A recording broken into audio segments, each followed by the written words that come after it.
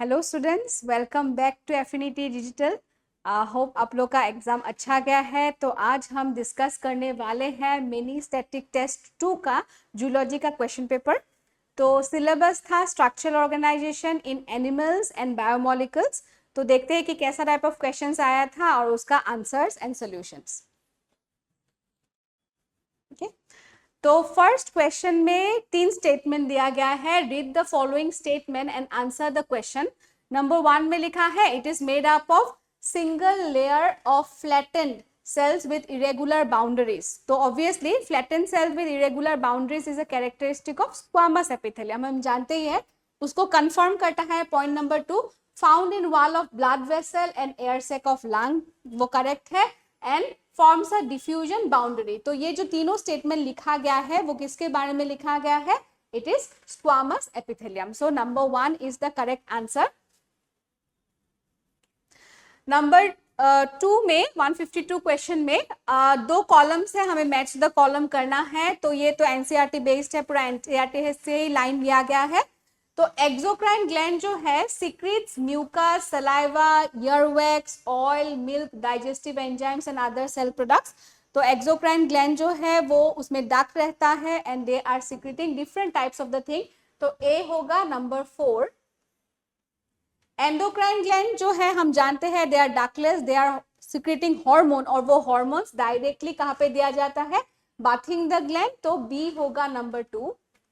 Next, tight junction क्या करता है? लीकेज अक्रॉस अ टिश्यू, इतना टाइटली होल्ड करता है सेल्स को, तो कोई भी सब्सटेंस को लीक नहीं होने देता फ्रॉम अ पर्टिकुलर टिश्यू। तो नंबर 1 होगा टाइट जंक्शन। और एडहरिंग जंक्शन का काम है कि सीमेंट करना, दो सेल्स को सीमेंट करके रखना नेबरिंग सेल्स को। तो ये होगा नंबर 3। ओके, तो 4 2 1 3, 4 2 1 3, तो 1 is the correct answer. Next, तो एनसीईआरटी का जो फिगर होता है वो फिगर जानना बहुत ही इंपॉर्टेंट है। तो क्लियरली जो फिगर नंबर 1 डेपिक्ट कर रहा है वो है सिलिएटेड कॉलमनर एपिथेलियम, सिलिया है और कॉलमनर सेल्स है। और ये जो फिगर नंबर 2 डेपिक्ट कर रहा है this is depicting a multicellular gland. Okay, तो ये कंपाउंड एपिथेलियम है जिसमें सिलिया है और ये जो है that is a multicellular gland. On correct option होगा number 4, columnar cells bearing cilia and multicellular glandular epithelium. तो number 4 is the correct answer. Then skeletal muscle shows resemblance with visceral muscle in which of the following aspect? तो skeletal muscle और visceral या smooth muscle में किस aspect में similarity होता है? तो shape of the muscle fiber में तो नहीं होता, क्योंकि skeletal में होता है cylindrical shape और visceral muscle में होगा स्पिंडल शेप, तो शेप में नहीं होगा। Next, number of nuclei in muscle fibre भी आंसर नहीं है, क्योंकि स्केलेटल मसल होता है मल्टी न्यूक्लिएटेड, विसरल मसल होता है यूनि न्यूक्लिएटेड। तो number 2 is also not the answer. Number 3, presence of actin and myosin filament, ये करेक्ट है। ओके, तो एक्टिन एंड मायोसिन जो फिलामेंट है वो स्ट्रक्चरल प्रोटीन से बना हुआ है, स्ट्रक्चरल फिलामेंट्स है और वो तीनों ही मसल्स में पाए जाते हैं, लेकिन वो ऐसे अरेंज नहीं है कि वो स्ट्राइएशंस प्रोड्यूस करे। स्ट्राइएशंस नहीं होते हैं विसरल मसल में, फिर भी they are having actin and myosin which are structural proteins. तो ये दोनों में ही पाया जाएगा। And presence of light and dark bands नहीं है, क्योंकि हम जानते हैं स्केलेटल मसल में प्रेजेंट होता है स्ट्राइएशंस, लेकिन विसरल मसल या स्मूथ मसल में नहीं होता है। तो इसमें आंसर होगा number 3। Next, Which of the following statement is not correct regarding connective tissue? तो connective tissue के बारे में कौन सा statement correct नहीं है? फर्स्ट स्टेटमेंट लिखा है they are classified into 4 types, यहाँ ही wrong हो गया। 3 types है, क्या क्या है? loose connective tissue, एक है loose connective tissue, एक है dense connective tissue and one is specialized connective tissue. Okay? तो लूज, डेंस एंड स्पेशलाइज, तो 4 टाइप्स नहीं है, तो यही इनकरेक्ट स्टेटमेंट है। तो यही हमारा आंसर है। बाकी कैरेक्टर्स भी एक बार देख लेते हैं। नंबर 2 में लिखा है they are most abundant and widely distributed, सबसे अबंडेंट टिश्यू है और वाइडली डिस्ट्रीब्यूटेड होता है बॉडी में, करेक्ट है।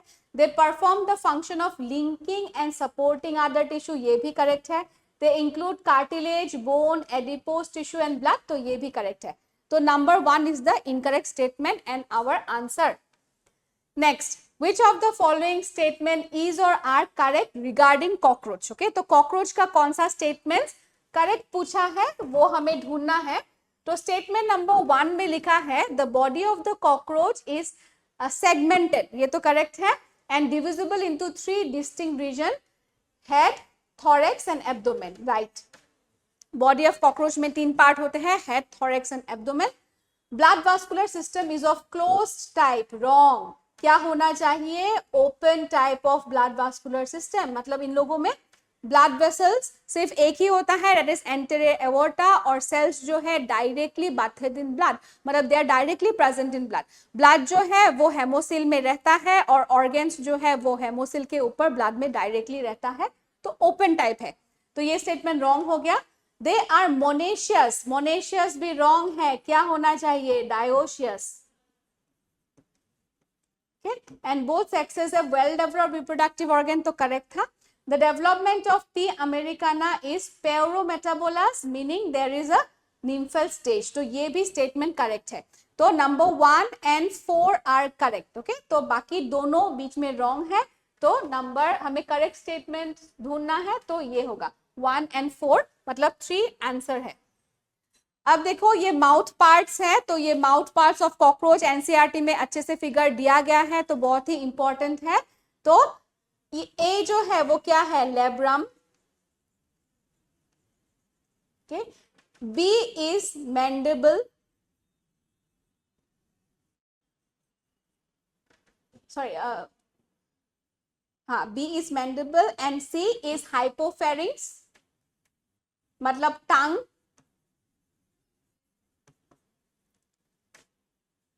डी है मैक्सिला, एंड ई होगा labium.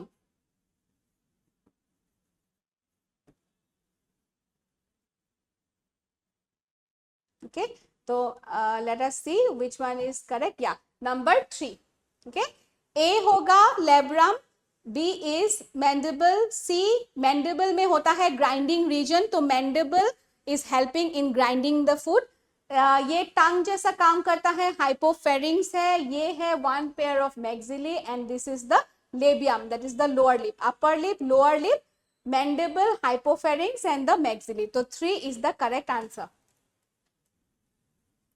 Then male and female cockroaches can be distinguished externally through, तो one of the most important sexual dimorphism में हम देखते हैं कि मेल और फीमेल में क्या होता है। In case of male anal style is present and in case of female anal style is absent. तो एनल स्टाइल जो है वो एक बॉडी डिस्टिंग्विशिंग फीचर है मेल एंड फीमेल को सेपरेट करने के लिए, तो number 1 is the answer, anal style in male.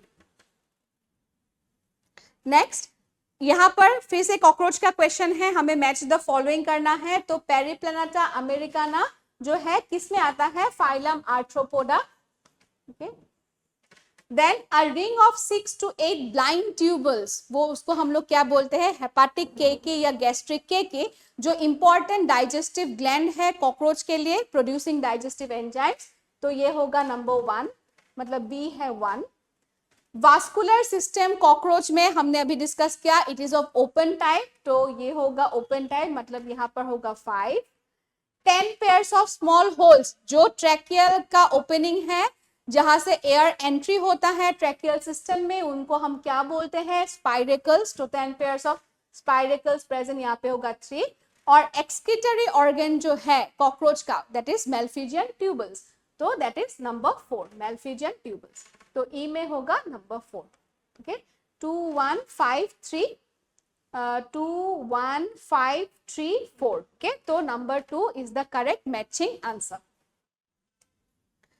Next, ये फिगर दिया गया है, ये फिगर किसका फिगर है हमें आइडेंटिफाई करना है, और उसका कैरेक्टरिस्टिक्स के ऊपर स्टेटमेंट्स हमें ढूंढना है कि कौन सा करेक्ट है। तो क्लियरली ये जो फिगर दिखाई देता है वो किसका है? It is of areolar tissue, okay, areolar connective tissue है ये। तो areolar connective tissue is a type of loose connective tissue, correct statement है। Contains fibroblast, macrophages, collagen fibre, mast cell, ये भी करेक्ट है। ओके हम देख सकते हैं यहाँ पर ये हो गया fibroblast, this is macrophage, this is mast cell, okay and collagen fibres ये सब बंडल्स में है और ये सब है इलास्टिन फाइबर्स। देन नंबर 3 लिखा है the cells of this tissues are specialised to store fat, ये गलत है। Adipose tissue is specialised to store fat and the wall of internal organs such as the blood vessels, stomach and intestine contain this type of tissue, ये भी wrong है क्योंकि ये कहाँ पर पाया जाता है, स्किन को एपिथेलियम, स्किन को मसल के साथ कनेक्ट करना, स्ट्रक्चरल फ्रेमवर्क देना टू द योर एपिथेलियम, तो ये सब इसका रोल है। ब्लड वेसल्स एंड नर्व्स के ऊपर भी मिलता है लेकिन स्टमक, इंटेस्टाइन इन सब का लाइनिंग फॉर्म नहीं करता है, तो this is not correct. Number 1 and 2 is correct, तो 1 and 2 मतलब यहाँ पे हमें करेक्ट ढूंढना है, तो 1 and 2 is the correct answer. Then tendons connect, ये बहुत ही इजी है। टेंडन कनेक्ट करता है स्केलेटल मसल को बोन्स के साथ, तो number 2 is our answer. And tendon क्या होता है, is a type of dense regular connective tissue. Next, this epithelium is found in the proximal convoluted tubule PCT में of the nephron in the kidneys। तो NCERT book में ऐसा लिखा है कि ट्यूबुलर पार्ट्स ऑफ नेफ्रॉन्स में क्या रहता है, क्यूबॉइडल एपिथेलियम। ओके तो PCT is also a tubular part of nephron. Actually PCT में स्पेशलाइज्ड टाइप होता है क्योंकि माइक्रोविलाई भी प्रेजेंट है, तो ब्रश बॉर्डर क्यूबॉइडल एपिथेलियम, लेकिन वो ऑप्शन नहीं है। मतलब हम क्या लिखेंगे, कौन सा शेप ऑफ द एपिथेलियम पाया जाता है, तो cuboidal epithelium is found in PCT. Next, that's make up for more than half of the neural tissue in human body. Nervous tissue होता है लीस्ट रीजनरेशन पावर, हम जानते हैं। नर्वस टिश्यू में या न्यूरल टिश्यू में 2 पार्ट्स होते हैं, एक को हम क्या बोलते हैं, neurons, and another is known as neuroglial cell. और neuroglial cell are supporting cells और neuroglial cells are making more than 1/2 of the neural tissue. तो इनका काम है कि न्यूरॉन को प्रोटेक्ट करना, उनको फूड प्रोवाइड करना एंड देन कवरिंग करना, तो all this is done by the neuroglial cell which is a supporting cell. Next, cardiac muscles are, तो कार्डियक मसल जो है वो उसका कैरेक्टरिस्टिक्स के ऊपर है smooth and voluntary, wrong. Striated and involuntary is correct क्योंकि कार्डियक मसल में स्ट्राइएशंस भी है और वो इनवॉलंटरी इन नेचर का है। Smooth and involuntary is wrong, striated and involuntary is also voluntary is wrong, तो हमारा आंसर है क्या, स्ट्राइएटेड है and it is involuntary. Next, which of this statement is true about frog. Okay तो frog के ऊपर एक क्वेश्चन है, कौन सा ट्रू है, it lives both on land and in sea water. तो ये जो सी वाटर दिया है रॉन्ग है। Frog are not living in sea water, they are living only in fresh water. Okay they are breeding sea water में नहीं कर सकते हैं, तो ये स्टेटमेंट हो गया है गलत। They cannot survive in fresh water, which is wrong. They cannot survive in sea water. They can survive in fresh water. तो ये भी statement है wrong. Rana tigrina is a rare species. ये भी wrong है. Common species है ये. And they belong to class amphibia. ये है correct. Okay, तो they belong to class amphibia is a correct statement. Next. Which one of these structures protects the eyes of frog in water? तो जब frog water में होते हैं, जो एक ट्रांसपेरेंट आईलिड होता है जो फिशेस में भी पाया जाता है, उसका नाम क्या है, निक्टिटेटिंग मेम्ब्रेन। तो निक्टिटेटिंग मेम्ब्रेन फ्रॉग के आई को प्रोटेक्ट करता है इन वाटर, तो the answer is number 1। Next, how many digits does the forelimb and hind limb of frog have respectively. तो फोर लिम्ब्स में इन लोगों का होता है 4 और हाइंड लिम्ब्स में होता है 5 डिजिट्स। ओके तो number 3 is the correct answer. Fore limbs have 4 and hind limbs have 5 digits. Next, where are the copulatory pads in male frog present. तो देखो अगर हम एनसीईआरटी को अच्छे से ध्यान दे तो फ्रॉग में सेक्सुअल डायमॉर्फिज्म देखा जाता है, एंड सेक्सुअल डायमॉर्फिज्म में एक तो है कि vocal sacs are present in the male frog और एक है कॉपुलेटरी पैड के बारे में। तो ये दोनों पॉइंट्स हमें बहुत ही अच्छे से ध्यान में याद रखना है। तो कॉपुलेटरी पैड जो यूज करके मेल फ्रॉग होल्ड करता है फीमेल को at the time of the fertilisation या ब्रीडिंग, तो उस टाइम में क्या है, वो कॉपुलेटरी पैड्स मेल में होता है, फीमेल में नहीं होता है। और किस जगह पर होता है, first digit of the forelimb. तो ये बहुत ही इंपॉर्टेंट है, इसको याद रखो। Copulatory pads are present in the first digit of the forelimbs. Next, in comparison to human erythrocytes, frog erythrocytes are, मतलब ह्यूमन के एरिथ्रोसाइट्स को कंपेयर करने से फ्रॉग एरिथ्रोसाइट्स में क्या डिफरेंस मिलता है, स्मॉलर एंड फ्यूअर नहीं है, न्यूक्लिएटेड एंड विदाउट हीमोग्लोबिन नहीं है, हीमोग्लोबिन रहता है, न्यूक्लिएटेड नहीं होता है, फ्रॉग में न्यूक्लियस रहता है एंड विथ हीमोग्लोबिन, तो ये भी रॉन्ग है, न्यूक्लिएटेड होता है एंड विथ हीमोग्लोबिन, तो ये करेक्ट है। ह्यूमंस का nucleated with hemoglobin and frog का nucleated with hemoglobin, so that is the difference. So number 4 is the correct answer. Next, which of this is not present in frog? Okay, तो frog में कौन सा पाया नहीं जाता है, renal portal system पाया जाता है, special vascular connection है between kidney and the lower part of the body, enucleated erythrocytes पाया नहीं जाता, क्योंकि अभी हमने डिस्कस किया इन लोगों का जो आरबीसी है वो न्यूक्लिएटेड है, तो नंबर 2 ही आंसर होगा। हेपाटिक पोर्टल सिस्टम मतलब special connection, vascular connection, veins का connection between intestine and liver जो हमें भी पाया जाता है, and lymphatic system is also found, क्योंकि वो लोग वर्टिब्रेट्स है, लिम्फेटिक सिस्टम उन लोगों में भी पाया जाता है। तो क्या पाया नहीं जाता, E nucleated erythrocytes, number 2 is the answer. Then assertion reason, stomach and intestine of our body has columnar epithelium, correct है। स्टमक और इंटेस्टाइन में एपिथेलियम का शेप जो होता है कॉलमनर सेल से बना है, तो करेक्ट है।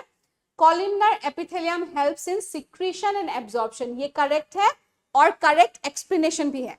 मतलब stomach and intestine of our body has columnar epithelium because columnar epithelium helps in secretion and absorption, तो इसके कारण स्टमक में सिक्रीशन भी जाइए, एब्जॉर्प्शन भी जाए, इंटेस्टाइन में सिक्रीशन भी जाए, एब्जॉर्प्शन भी जाए, इसलिए columnar epithelium is present there, तो ये होगा नंबर 1। दोनों ही correct and reason is the correct explanation of the assertion. Next, the cells of connective tissue except blood secrete fibres, okay ये करेक्ट है। ब्लड को छोड़कर बाकी सब कनेक्टिव टिश्यू में हमें फाइबर्स मिलेगा, कोलाजन फाइबर मिल सकता है, इलास्टिन फाइबर मिल सकता है, रेटिकुलर फाइबर्स भी मिल सकता है। Fibres provide strength, right, elasticity and flexibility to the tissue, तो ये भी राइट है, ओके लेकिन ये दोनों करेक्ट है, लेकिन this are not the correct explanation, तो इसलिए हमारा आंसर होगा नंबर 2, ओके दोनों ही अपने अपने जगह पर करेक्ट है but not the correct explanation. Then tip of the nose and external ear have, तो टिप ऑफ द नोज और एक्सटर्नल ईयर में क्या होता है, कार्टिलेज होता है, not bones are not present, it is cartilage is present in this 2 places. Then find the correct statement, areolar tissue is a loose connective tissue, ये हमारे लिए करेक्ट है। Tendon is a specialised connective tissue, नहीं है, tendon क्या connective tissue है, dense connective tissue. Cartilage is loose connective tissue, wrong, ये क्या होना चाहिए, specialised connective tissue. Then adipose tissue is a dense connective tissue, again wrong, क्या होना चाहिए, लूज कनेक्टिव टिश्यू। तो अल्टीमेटली जो करेक्ट है is number 1, areolar tissue is a loose connective tissue. Next, smooth muscle fibres are, तो smooth muscle fibre दिखने में कैसा है, उसका कैरेक्टरिस्टिक्स क्या है, उसके ऊपर ये क्वेश्चन है। फर्स्ट में लिखा है सिलिंड्रिकल, तो ऑब्वियसली वो होगा ही नहीं, तो हम फर्स्ट ऑप्शन को छोड़ ही देते हैं। नंबर 2 में लिखा है spindle shaped, correct. Unbranched, correct. Non striated, striations नहीं होता, करेक्ट। यूनिन्यूक्लियर मतलब एक ही न्यूक्लियस होता है, correct. And involuntary, it is correct, okay ये सिलिंड्रिकल लिखा है तो ये तो इनकरेक्ट होगा ही, ये भी करेक्ट था लेकिन यहाँ पर लिख दिया है स्ट्राइएटेड एंड वॉलंटरी ना, तो ये दोनों स्टेटमेंट रॉन्ग हो गए। तो हमारा कौन सा है, ये वाला। Smooth muscle fibres are spindle shape, unbranched, non striated, uninucleate and involuntary, तो number 2 is the answer. Next, this is a correct statement with reference to enzymes. Okay, तो एंजाइम्स का क्या होता है, ये बायोमोलिक्यूल्स से है। तो कंप्लीट एंजाइम को हम लोग क्या बोलते हैं, होलो एंजाइम। होलो एंजाइम का दो पार्ट होता है, एक होता है क्या, एपो एंजाइम। एपो एंजाइम है प्रोटीन पार्ट, और जो कोफैक्टर है वो क्या है, नॉन प्रोटीन पार्ट। ओके, और ये कोफैक्टर प्रोस्थेटिक ग्रुप हो सकता है, कोएंजाइम हो सकता है, मेटल आयंस हो सकता है, that is the non protein part. तो holoenzyme is made up of apoenzyme plus cofactor.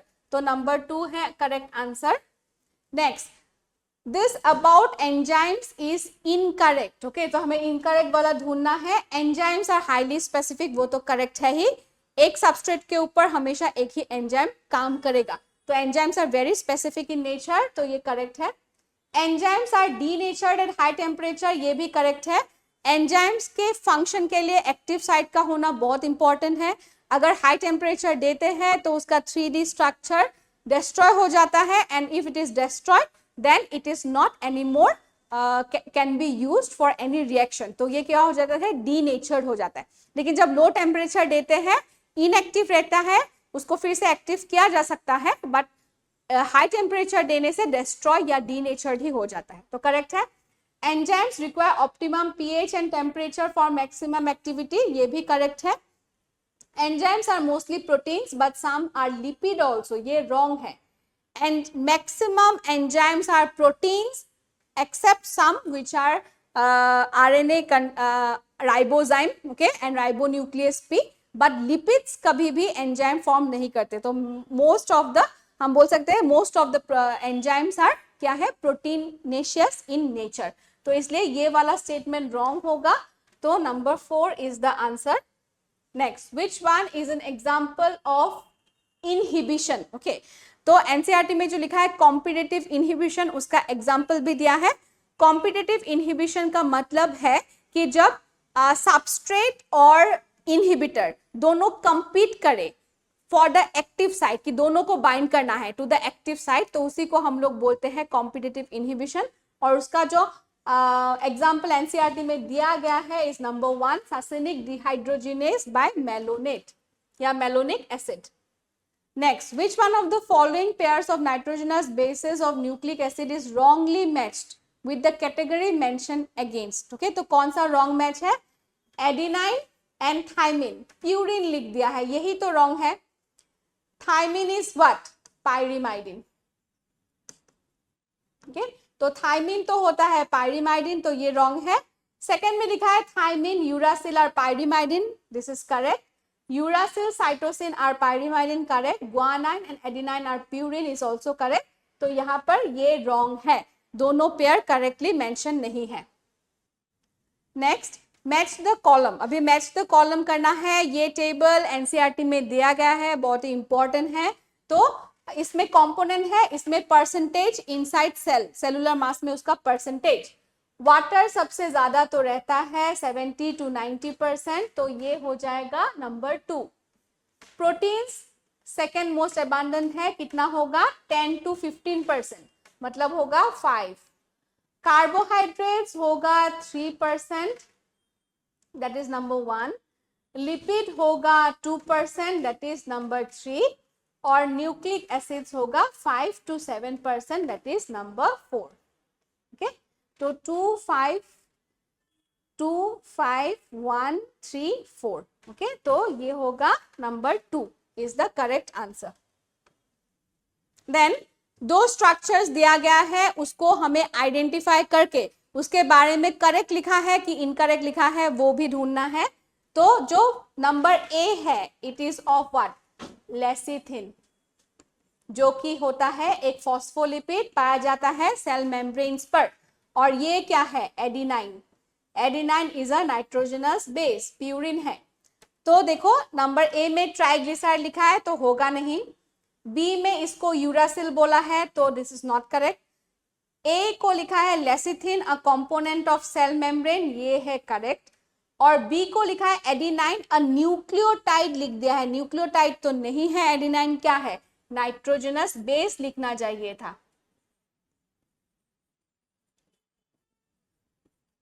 Okay, तो दैट्स वाई क्या है, it will be number 3। Number 3 ही करेक्ट एक्सप्लेनेशन है ऑफ द फिगर, और उसका मतलब statement is correct, all the things are matching in number 3, तो number 3 correct answer होगा। Next, which one of the following statement is wrong? Sucrose है एक disaccharide, correct है, ग्लूकोज प्लस फ्रुक्टोज। सेल्यूलोज है एक पॉलीसेकेराइड, हम जानते हैं, made up of many unit of glucose, correct. Uracil is a pyrimidine, it is correct. And glycine is a sulfur containing amino acid, wrong. Okay, वो क्या है? It's a normal, is a very simple amino acid, it's the simplest amino acid, और इसमें sulphur नहीं होता है, तो ये रॉन्ग स्टेटमेंट है, तो हम लोग का आंसर है number 4। Next, A typical fat molecule is made up of, एक फैट मॉलिक्यूल में क्या क्या चीजें रहता है? 1 glycerol connected to 3 fatty acids. Okay, तो ये होगा 1 glycerol and 3 fatty acid molecule, तो number 2 is the correct answer. Next, which of the following is a common feature to all the compounds found in the acid soluble pool? Okay, तो acid soluble pool में जो हमें मिलता है उसके बारे में कौन सा स्टेटमेंट करेक्ट है? तो नंबर 1 में लिखा है दे ऑल आर बायोमैक्रोमोलिक्यूल्स, तो रॉन्ग है, क्योंकि हमें क्या मिलता है एसिड सॉल्युबल पूल में? माइक्रोमोलिक्यूल्स, तो ये रॉन्ग हो गया। They have molecular weight greater than 8000 dalton, भी करेक्ट नहीं है। मॉलिक्यूलर वेट 18 to 8000 डेल्टन भी करेक्ट नहीं है। 18 to 800 डेल्टन इज करेक्ट, तो number 4 is the correct answer, an explanation of the compounds that we get in the acid soluble pool. What is the monomeric unit of cellulose? It is glucose. Okay, तो glucose, बहुत सारा glucose join होकर मोनोमरिक, मतलब it's a monosaccharide which is joining together to form ultimate by glycosidic bond to form the cellulose. Next, तो ये जो figure दिया गया है, okay, the curve given below show enzyme activity with relation to their 3 condition, pH, temperature, substrate concentration. What do both axis represent? तो X axis और Y axis में मतलब क्या रिप्रेजेंट कर रहा है? तो एक्स एक्सिस जो है, वाई एक्सिस जो है, वो क्या रिप्रेजेंट करेगा? Enzyme activity. और एक्स एक्सिस जो रिप्रेजेंट करता है that is temperature and pH भी कर सकता है। तो X axis is temperature, Y axis is enzyme activity, तो number 3 is the correct answer. मतलब इसका मीनिंग क्या है? ऑप्टिमम जब टेम्परेचर रहेगा तो एंजाइम सबसे ज्यादा काम करेगा, अगर टेम्परेचर कम हो जाए तो भी उसका एक्टिविटी कम हो जाएगा, अगर टेम्परेचर बढ़ जाए तो भी उसका एक्टिविटी कम हो जाएगा। तो it is always acting in the optimum, ये जो पॉइंट है that is the optimum. Next, assertion में लिखा है the 2 strands of DNA are complementary to each other, वो कॉम्प्लीमेंट करते हैं, तो is correct. Adenine specifically forms hydrogen bond with guanine, wrong है, क्या है? A is binding to T, and whereas cytosine forms hydrogen bond with thymine is also wrong, क्योंकि cytosine is binding to guanine, C is binding to G, तो इसलिए assertion true है लेकिन reason is false। okay, तो number 3 होगा answer. Next, the long protein chain folds upon itself like a hollow ball giving rise to the tertiary structure। okay, तो जो primary structure है वो फोल्ड होकर एक हॉलो बॉल की तरह बनाता है, एंड दैट स्ट्रक्चर हम उसको क्या बोलते हैं? टर्शियरी स्ट्रक्चर, करेक्ट है। Tertiary structure is absolutely necessary for many biological activities of protein, ये भी करेक्ट है। ओके, तो दोनों यहाँ पर करेक्ट है लेकिन करेक्ट एक्सप्लेनेशन नहीं है, तो that's why number 2 is the answer.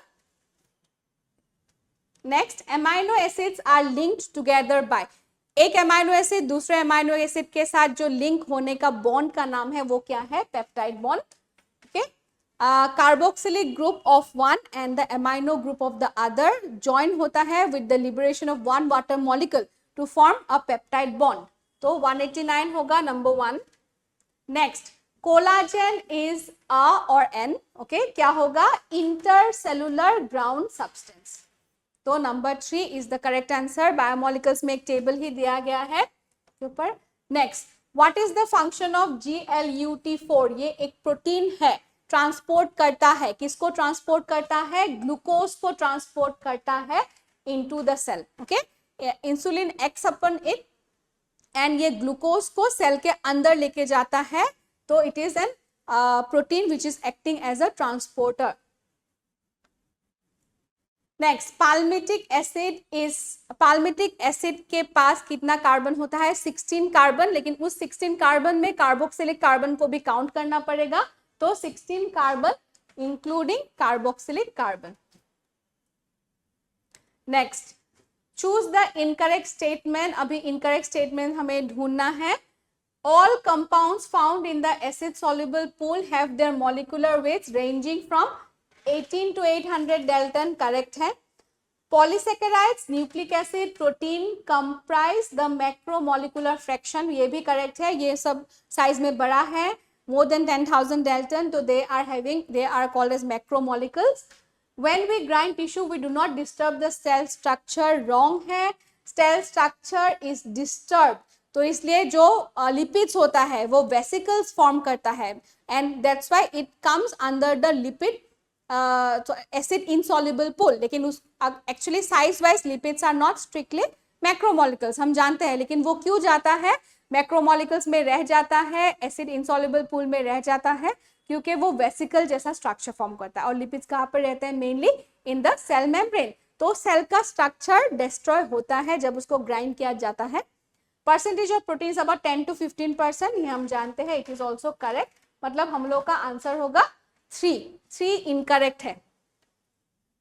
Next, lecithin belongs to which of the following categories? Lecithin is phospholipid, मतलब एक कॉन्जुगेटेड लिपिड है, तो ये लिपिड के कैटेगरी में आएगा, it's a phospholipid. Next, which among the following regarding the enzyme inhibition is true? Okay, तो first statement लिखा है कि competitive inhibition is seen when a substrate competes with an enzyme for binding to an inhibitor protein. Okay, तो यहाँ पर गलत है क्योंकि सबस्ट्रेट और एंजाइम compete करते हैं ऐसा लिखा है, लेकिन वो करेक्ट नहीं है, this is wrong. Non-competitive inhibitors often bind to the enzyme irreversibly. They bind to the enzyme reversibly. तो ये भी wrong है। Competitive inhibition is seen when the substrate and the inhibitor compete for the active site of the enzyme. ये correct है, okay? Substrate और inhibitor दोनों compete करते हैं ताकि वो दोनों का place of binding same है, active site। अगर एक bind करेगा तो दूसरा bind नहीं कर पाएगा, okay? तो बोथ आर कंपीटिंग, और उस इनहिबिटर को हम कैसे रोक सकते हैं? By giving more and more substrate concentration increase करके हम इनहिबिटर को एक्टिव साइट से बाइंड करने से रोक सकते हैं। तो number 3 is the correct answer. Next, which among the following is the basic amino acid? तो Arginine is basic amino acid. Next, lactose is made up of glucose plus galactose. Okay, तो lactose is a disaccharide, उसमें glucose होता है और galactose होता है। Next, match column 1 and with column 2। तो insulin जो है ऑब्वियसली हम जानते हैं एक हार्मोन है, तो ये होगा नंबर 4। ओके, लेसिथिन है क्या? एक फॉस्फोलिपिड है, तो ये होगा नंबर 1। ट्रिप्सिन इज एंजाइम, तो ये होगा number 3। Concanavalin A is lectins, okay, secondary metabolite है ये, तो सॉरी ट्रिप्सिन एंजाइम ना, ये नंबर 2 होगा। ओके, बी है 1, सी इज 2 एंड ये कॉन्कावेलिन ए इज 3। तो होगा 4 1 2 3, तो 4 1 2 3। ओके, तो number 4 1 trypsin is enzyme to lectin. Okay, तो ये होगा number 1 is the correct answer, 198. Then हमें आइडेंटिफाई करना है, तो ये फिगर जो है number A, it's a hexose, okay, तो इसमें 6 कार्बन है, तो ये किसका है, ग्लूकोज, ओके, और ये पेंटोज है, this is the figure of ribose, okay, deoxyribose नहीं है, अगर डीऑक्सीराइबोस होगा तो this oxygen is not present, तो it is number 3, A glucose and B ribose, okay. So the last question, acidic amino acid have 2 carboxylic group and 1 amino group per molecule. Select the pair that consists of acidic amino acids. Okay. तो acidic amino acid में apart from the normal carboxylic group, they are having additional one. तो उसमें कौन सा answer होगा, aspartic acid and glutamic acid. Okay. तो number 1 is the answer. तो this is all about the discussion. Hope आप लोग का एग्जाम अच्छा गया था, paper was not so tough, okay. तो हमेशा क्या ध्यान दो कि एनसीईआरटी को तो फॉलो करना ही है, उसके अलावा फिगर्स वगैरह को भी अच्छे से हमें ध्यान देना है, देखना है, ओके. तो होप कि आप लोग का ये सेशन यूजफुल हुआ होगा. तो थैंक यू सो मच.